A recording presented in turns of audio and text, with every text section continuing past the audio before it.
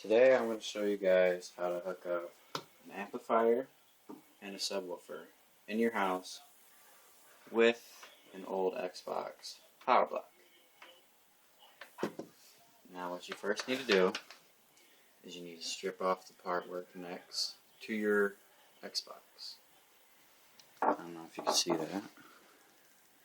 Those three. You want all your yellows together, all your blacks together, and your red and blue separated for now.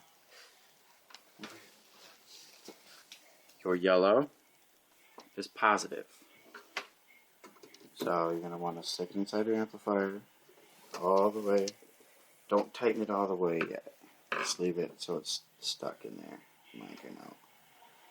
We'll do ground first because you need to add your remote wire to your positive. Nice and snug. Make sure it's not going to fall out. Remote wire. It's just a regular piece of speaker wire. It's copper, so it should be good. Take one end and snug it up right next to your positive. Snug it up right next to your positive.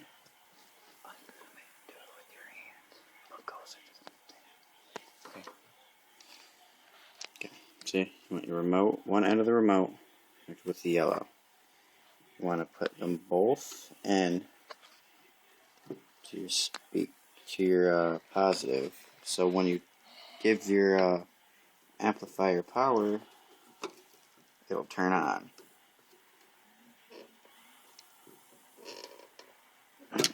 Okay, now take your other end of your remote.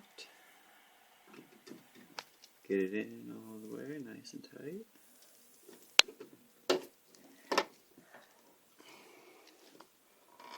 Now, you'll have your blue and the red left over.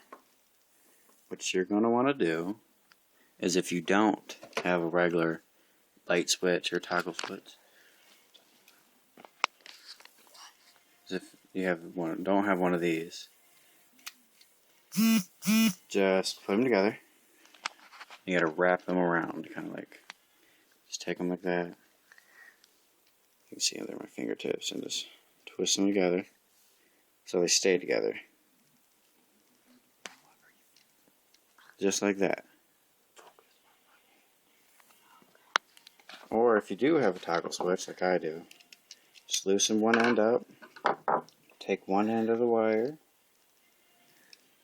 I guess a little bit more of this. One end, it doesn't matter.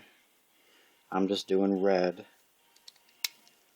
on one, nice and tight. Blue on the other side. Now this, what will happen is just like a regular light. Turn it on, it'll complete your circuit. Thus, turning on your power block and turning on your amplifier. It's not going to turn it right now because I don't have it plugged in. So you got your remote, your positive, which is yellow, and your ground, which is black. You want to have all those hooked up together.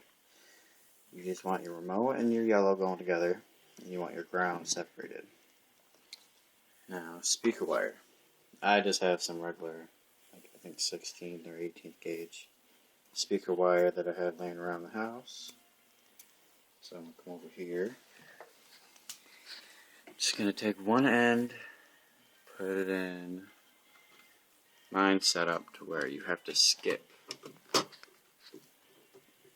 socket. You have to skip to put it in like this. So it won't come out faded if you're running more than one. Okay. Toggle switch. I want that off because it's not just going to have the subwoofer. Now, what I have here is an RCA red and white to headphone jack because I'm going to play with my iPod and my phone and stuff through it. So I'm just going to plug those in into the out, not through the through. Just going to take the other end and just put it over here. Now,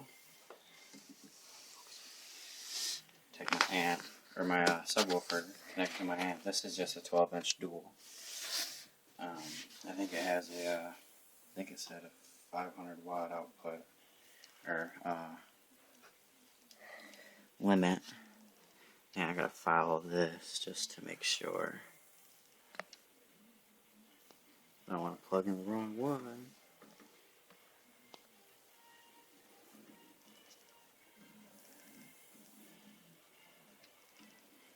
Alright. Red is positive. Nothing is negative.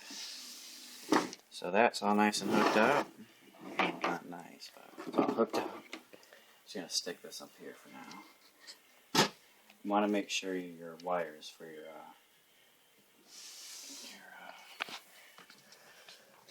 thing of the wire. Set the wire. Now what I'm just gonna do is, if you look up here, it's all set up. Toggle switch, RCA to headphone, and left speaker. Plug in the power block like usual. Down here, show up yellow. Right here, nothing. Hit the toggle switch. Green and green. And I'm just tapping my finger to the end of my headphone jack, and it's definitely making noise. Is that hurting your finger? And that's pretty much it. All you gotta do is just plug in headphones and test it.